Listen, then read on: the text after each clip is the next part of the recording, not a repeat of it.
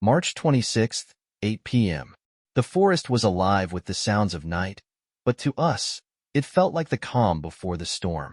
The group huddled in a hollow near the stream, their faces lit by the faint glow of Green's laptop. The faint trickle of water and the occasional rustle of leaves were the only interruptions to an otherwise tense silence. "This is it," Green said, her voice barely above a whisper. "The main hub. Every piece of intel we've gathered points to this facility." She pointed to a grainy satellite image on her screen, its resolution marred by the scrambled systems of Orpheus. The structure was massive, a fortress surrounded by concentric rings of defenses. "How far?" Maria asked, her tone sharp as she checked the magazine of her rifle. "About 15 miles, Green replied. "But it's not just the distance.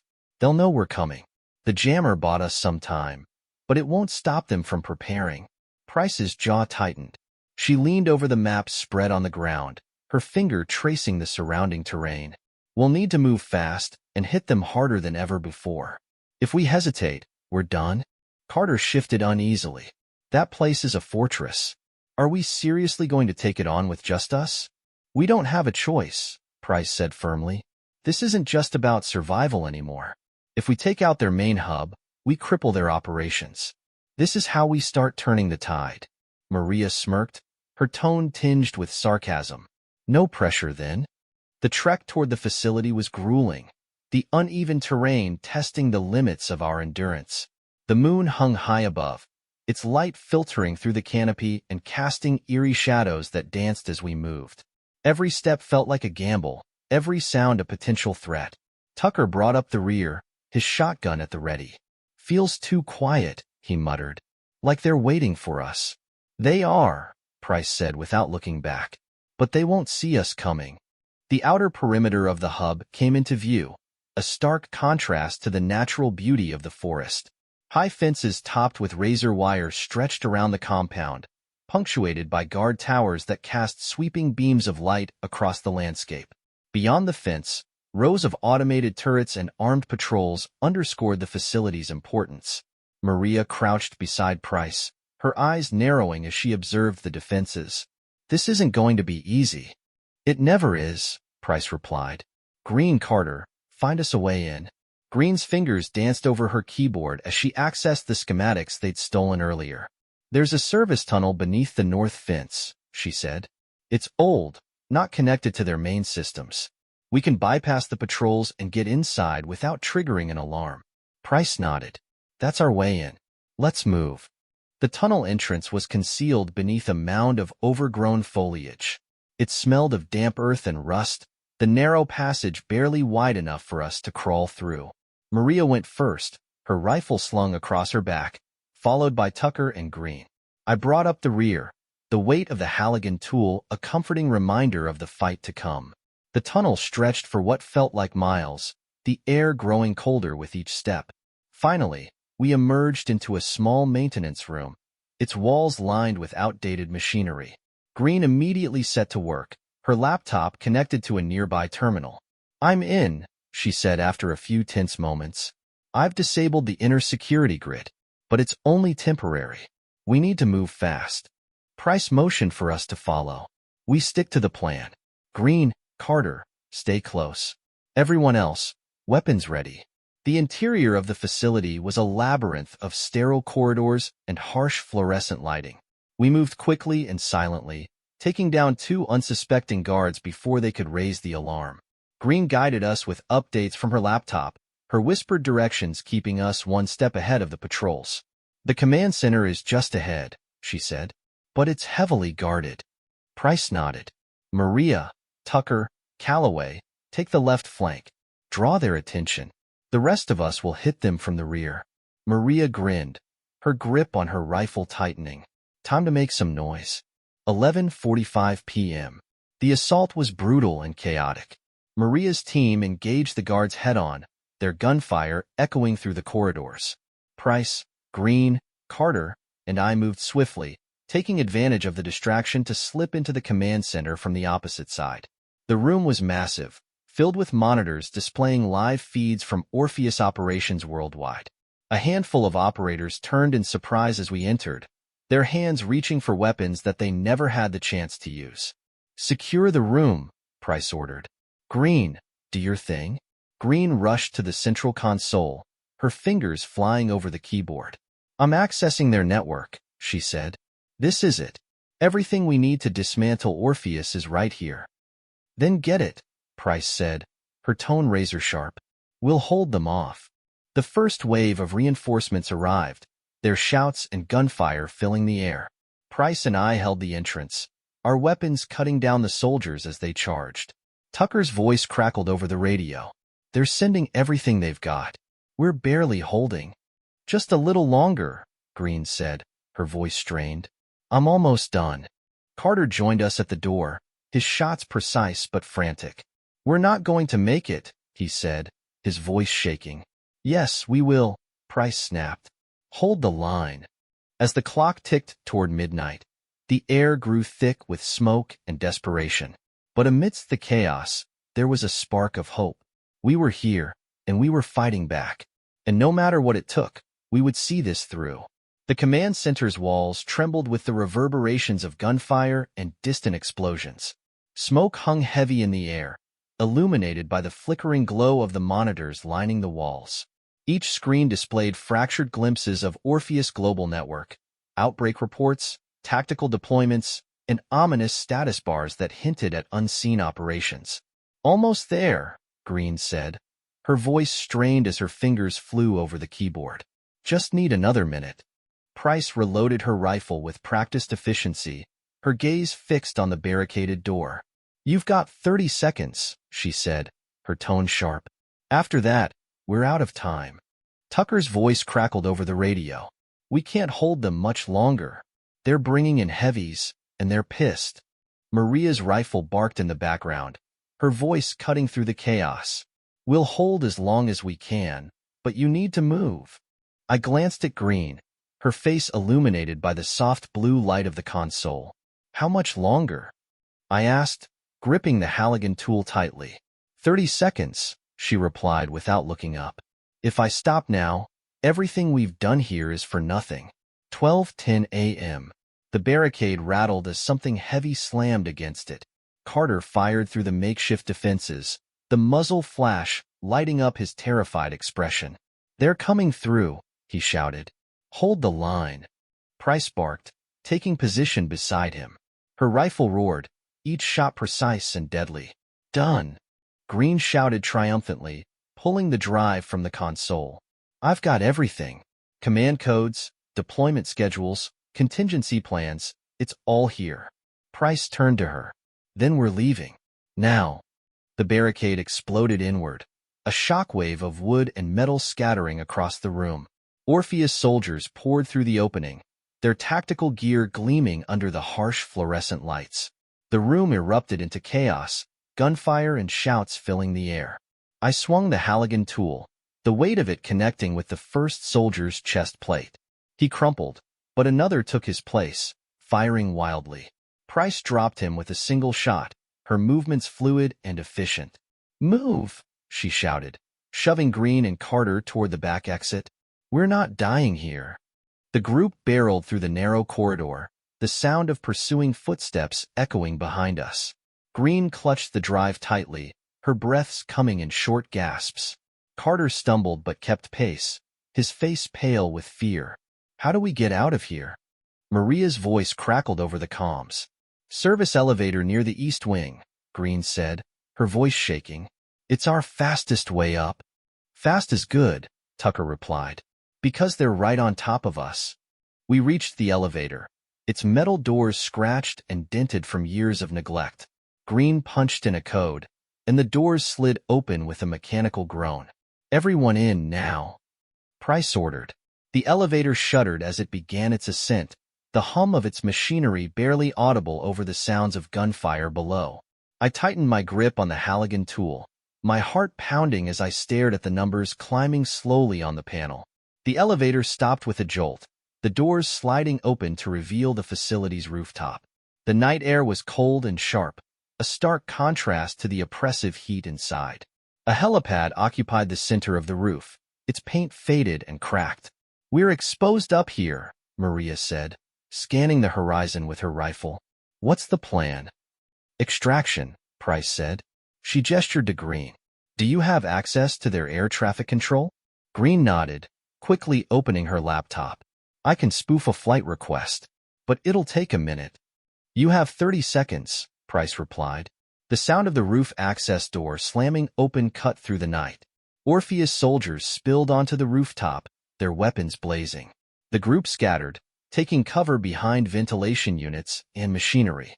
"Hold them off," Price shouted, firing from behind a rusted pipe. Tucker's shotgun roared, sending a soldier sprawling.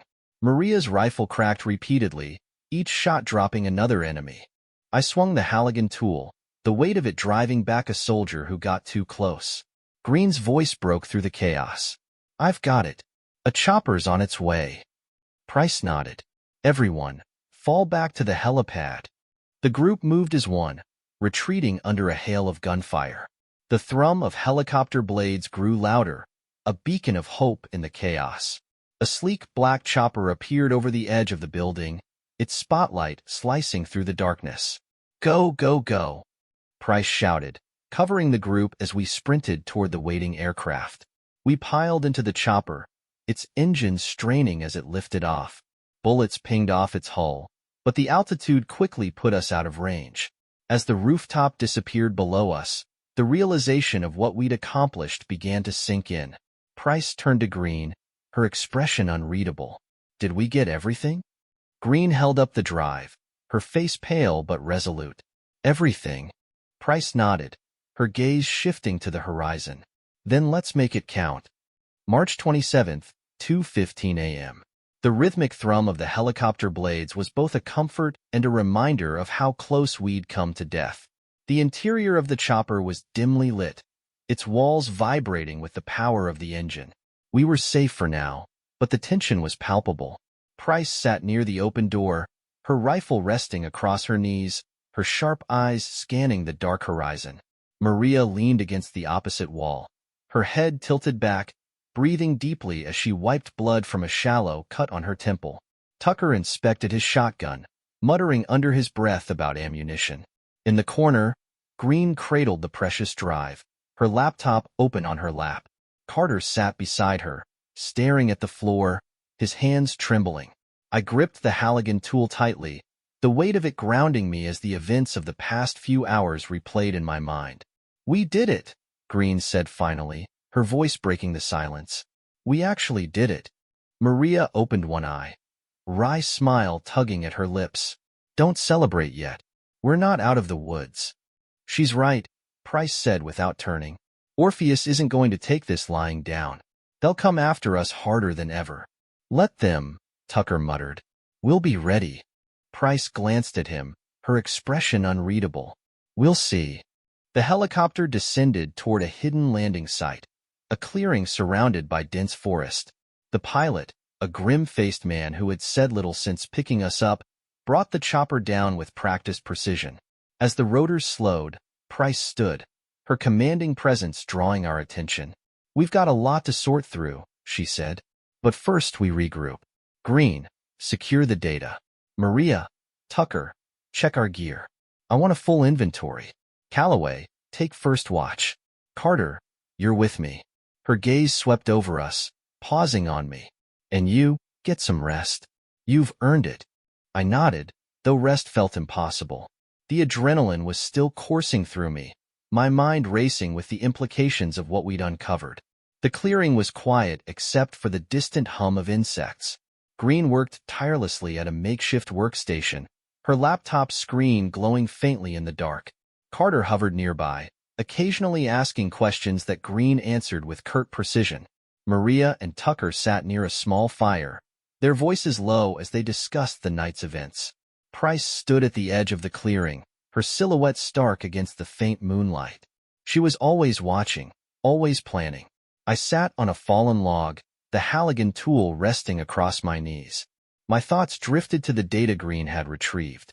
If it held even half of what she claimed, it could turn the tide against Orpheus. But the cost of using it would be high. They wouldn't stop until we were silenced.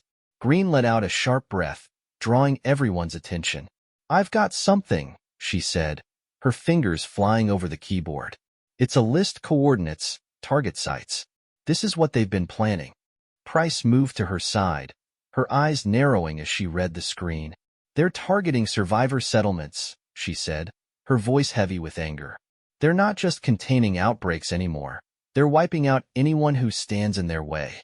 Crossroads is on that list, Green said quietly. Maria cursed under her breath. We just left those people. We're going back, Price said, her tone leaving no room for argument. They're not going to take Crossroads. Not while we can stop it. How? Carter asked, his voice trembling.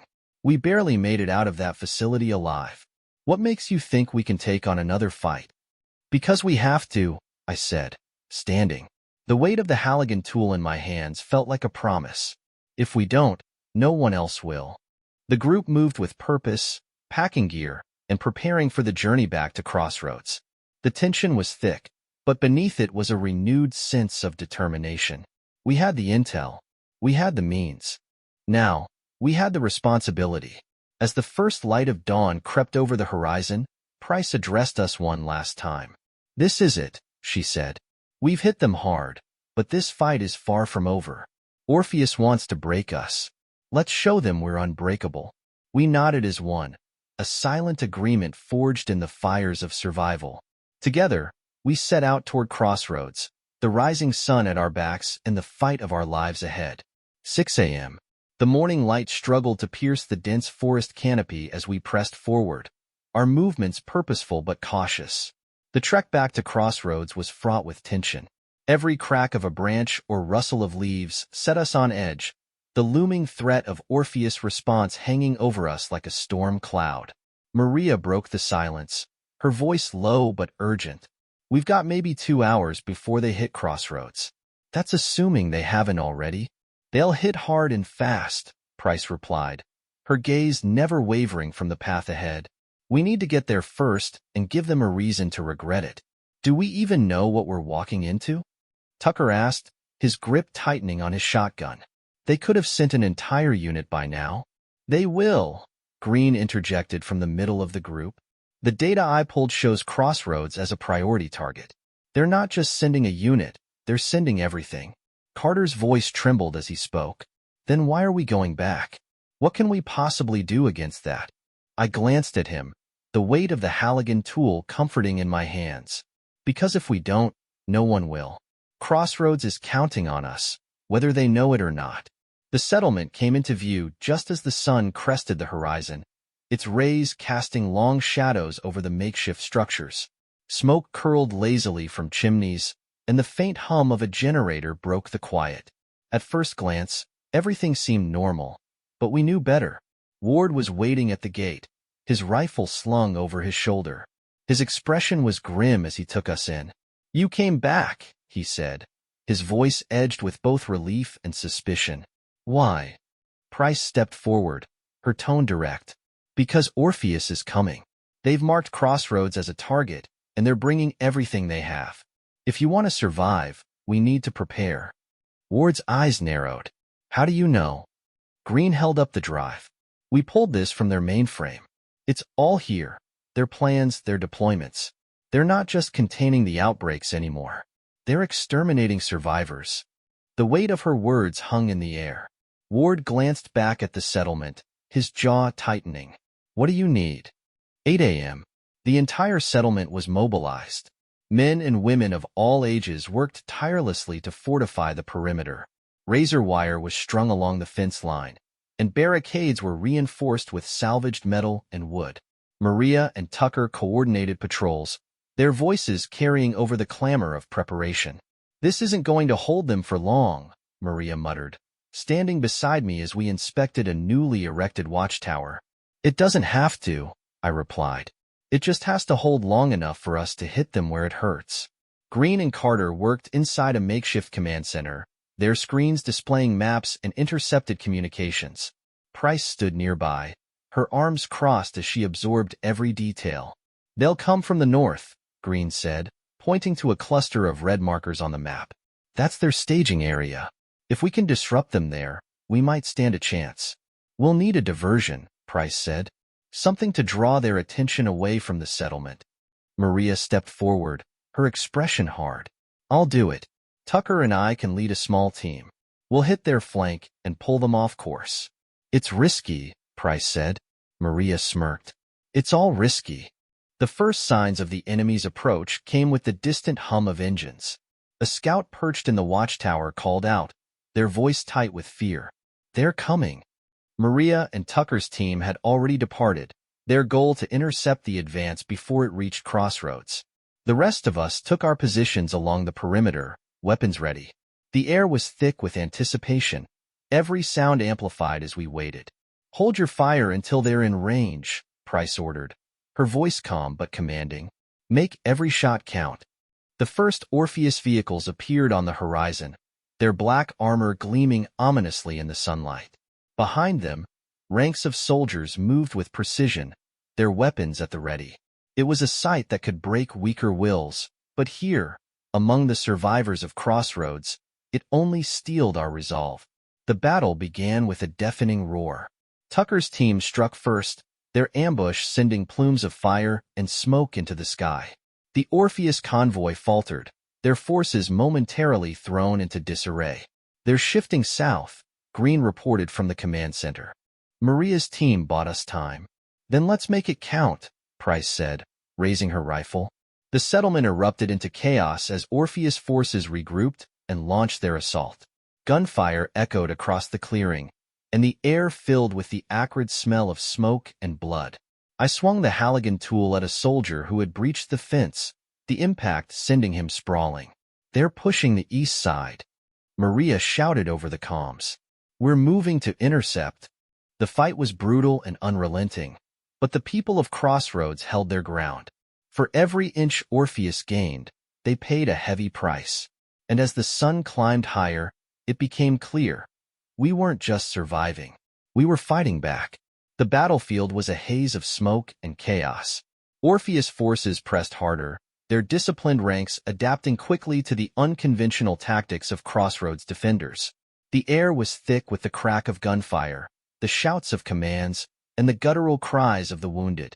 Price stood at the east barricade, barking orders as her rifle spat fire at the advancing soldiers. Hold this line. If they break through here, the whole settlement goes. We're running low on ammo, Tucker shouted, his shotgun roaring as he took down a soldier attempting to breach the barricade. Then make every shot count, Price replied.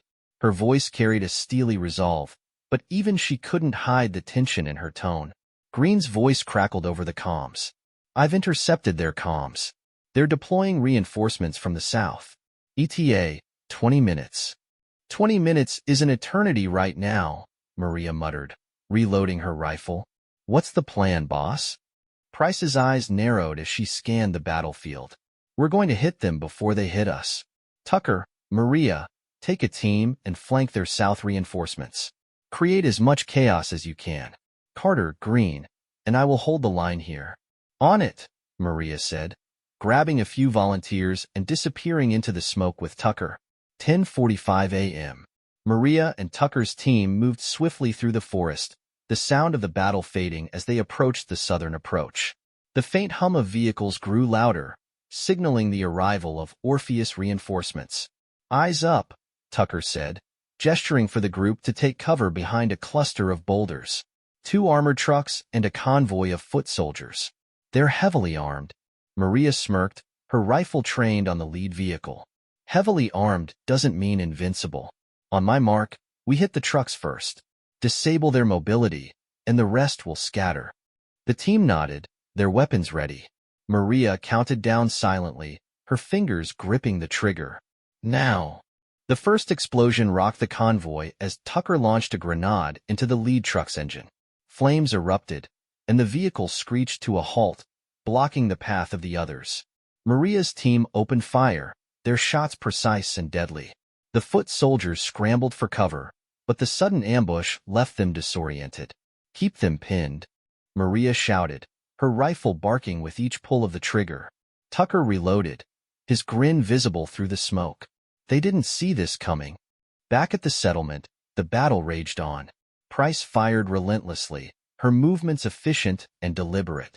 Carter crouched behind a barricade, his hands trembling as he reloaded a pistol. "Stay with me, Carter," Price said, glancing at him. "We're not done yet." Green's voice came through the comms. "The reinforcements are stalled. Maria's team hit them hard. They're in disarray." Price allowed herself a brief smile. "Good. Let's finish this." A sudden roar filled the air as an Orpheus transport truck barreled through the barricade, scattering debris. Soldiers poured out, their weapons blazing. "Fall back to the inner defenses," Price shouted. "Regroup and hold your ground." The defenders moved quickly, retreating to a second line of barricades. The fight intensified, the narrow space forcing close-quarters combat. I swung the Halligan tool with all my strength, the weight of it connecting with an Orpheus soldier's helmet. He dropped, and I turned to face the next threat. Maria's voice crackled over the comms. "Reinforcements neutralized. We're on our way back." "Hurry," Price replied. "They're pushing hard here." The sound of a whistle cut through the chaos, and suddenly, the Orpheus soldiers began to retreat. Confusion spread among the defenders as the enemy fell back beyond the tree line. "What are they doing?" Tucker asked, arriving with Maria and her team. Price's expression darkened. "Regrouping. They're not done yet." The lull in the fighting was brief. Green worked furiously at her laptop, intercepting enemy communications. "They're planning another assault," she said. "And this one's bigger. They're calling in air support." "Air support?" Carter's voice wavered. "We can't fight that." "Yes, we can," Price said.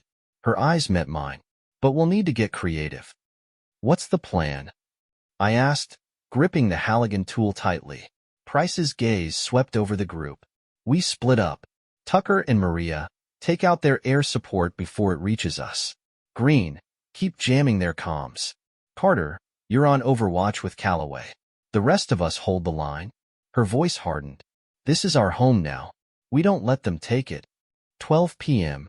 The sun hung high, casting harsh shadows over Crossroads as the settlement prepared for what felt like the final wave. The defenders moved with a blend of urgency and grim resolve, their faces etched with the weariness of battle. Every barricade, every weapon, and every breath was focused on holding the line. Price stood at the center of the command post, her voice calm and steady as she outlined the plan. "Tucker, Maria, your priority is taking out that air support. They'll be coming in low to deploy troops. Make it count." "We've got this," Maria replied, a determined gleam in her eyes. "Green," Price continued, "you're the brain of this operation. Keep those comms disrupted. If they can't coordinate, they can't overwhelm us." Green nodded, already typing furiously at her laptop. "I'll keep them blind as long as possible." "And the rest of us?" I asked, gripping the Halligan tool tightly. Price's gaze locked on mine. "We hold the line, no matter what." The hum of engines filled the air, growing louder with each passing second. Tucker and Maria crouched in the brush at the edge of the settlement, their weapons trained on the sky. The first helicopter appeared, its sleek black form glinting in the sunlight as it approached low and fast. "Here they come," Tucker muttered.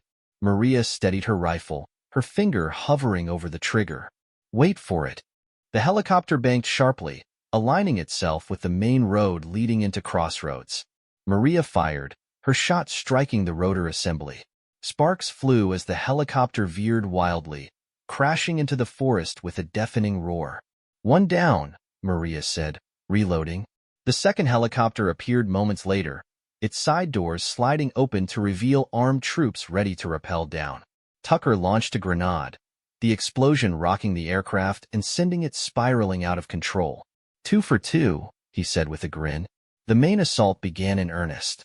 Orpheus forces advanced in tight formations, their disciplined movements a stark contrast to the ragtag defenders of Crossroads. Price's voice cut through the chaos, issuing commands with precision. "Focus your fire on the vehicles. Slow their advance," she shouted, her rifle barking with each pull of the trigger. I stood near the front line, swinging the Halligan tool with all the strength I could muster. The weight of it crushed through armor and bone, the brutal simplicity of the weapon a stark contrast to the high-tech firepower around me. "Left flank." Maria's voice crackled over the comms. "They're trying to circle around." Price turned, her expression grim. Tucker, Calloway, intercept them. We can't let them breach the perimeter. The sound of gunfire and explosions grew deafening as the battle raged on. Green's voice broke through the comms, urgent and strained. They've rerouted their comms. I'm working on jamming them again, but it'll take a few minutes. Do it fast, Price replied. We're running out of time. 12:45 p.m. The battle reached a fever pitch. Orpheus troops breached the outer barricades, forcing the defenders to fall back to the inner perimeter. Price rallied the remaining fighters, her voice cutting through the chaos. This is it. Hold the line. Every second counts. Maria and Tucker returned, their faces streaked with dirt and sweat. Air support's down, Maria said, but they're throwing everything they have at us. Then we throw it back, Price said, her gaze unwavering. Green, status? Comms are down again, Green replied, her voice steady despite the tension. They're blind. Good, Price said. Let's finish this. The final push came with a ferocity that threatened to break us. Orpheus soldiers surged forward, their numbers overwhelming. But the defenders of Crossroads fought with a desperation born of survival. I stood shoulder to shoulder with Tucker and Maria, the Halligan tool swinging in brutal arcs. The ground beneath us was littered with spent casings and bodies, the air thick with smoke and the metallic tang of blood. They're breaking, Maria shouted, her rifle barking. Keep pushing. Price's voice rang out like a battle cry. For Crossroads. For all of us. The remaining Orpheus forces faltered, their ranks breaking as they realized the battle was lost. The defenders surged forward, driving them back into the forest. Cheers erupted as the last of the enemy retreated, leaving behind only the echoes of their defeat. The battlefield was silent now, save for the groans of the wounded and the crackling of small fires. The defenders of Crossroads stood together, battered but victorious. Price walked among them, her expression solemn as she surveyed the aftermath. We won, Tucker said, his voice tinged with disbelief. We actually won. Price nodded, her gaze shifting to the horizon. This was just the beginning. They'll be back, and next time, they'll be even stronger. Maria stepped forward, her rifle slung over her shoulder. Then so will we. The group exchanged weary but determined glances. Crossroads had held, and for now, that was enough. But the war with Orpheus was far from over, and as the sun began its descent, casting long shadows over the settlement, one thing was clear. The fight was just beginning.